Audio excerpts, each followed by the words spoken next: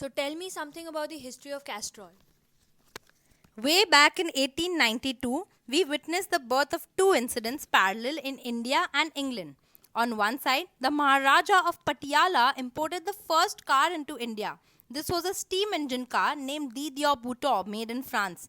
On the other side in England, Charles Wakefield, who was working in an oil company named Vacuum Oil, wanted to open his own lubricant company. This became known as British Petroleum.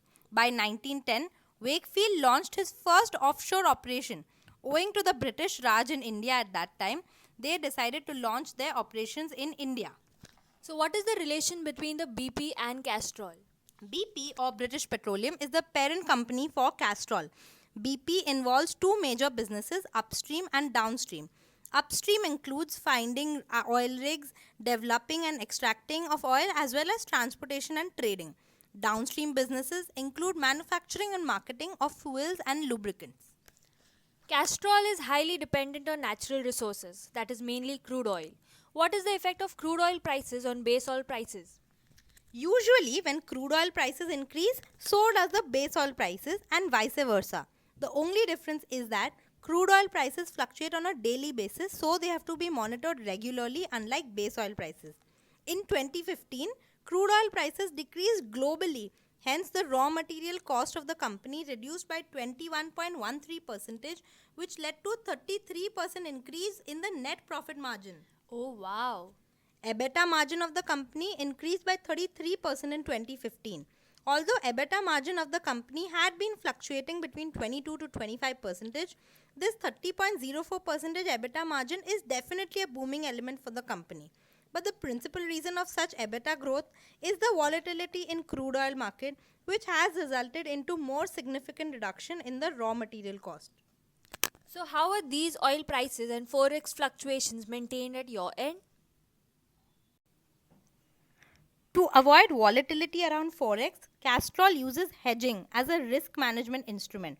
The fluctuations in crude oil prices obviously affect the prices of products, but Castrol usually tries not passing this on to the end customers.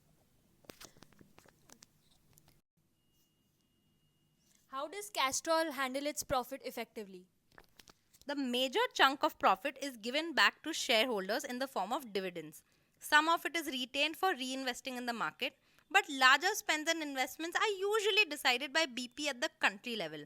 An interesting fact is, Castrol had a profit of 615 crore in 2015, of which 73% was distributed as dividends. That's the amount of care Castrol takes of its stakeholders. I'm impressed. How does the product pricing take place?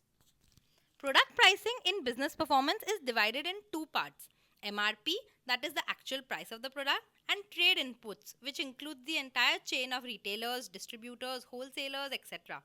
MRP is also dependent on two factors: internal factors such as cost of raw material and production, and external factors such as GDP, economic state of the country, competitors' pricing, etc. Pricing is mainly futuristic in nature in Castrol. When they decide on a particular price, they won't change it for quite a few years after that. So how does Castrol maintain itself as a zero debt company? Zero debt company means that the company has no external debt. Business activities conducted by Castrol are solely funded by shareholders' fund, and the external debt is zero. Castrol ends up saving a lot of financial cost because of this. Wow. Let's address the devils of the balance sheet now. Well, the devils are here.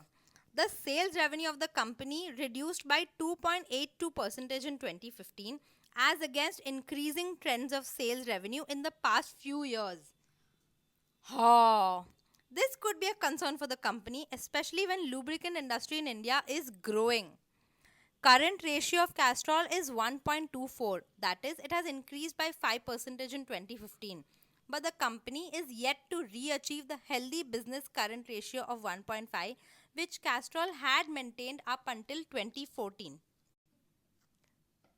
So to conclude, on the overall performance, Omar Domain, the managing director of Castrol India Limited, has said that they are confident about the future.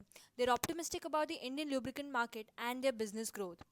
Castrol India is in strong position to benefit from the growth prospects on accounts of its strong brands and enduring relationship with key stakeholders.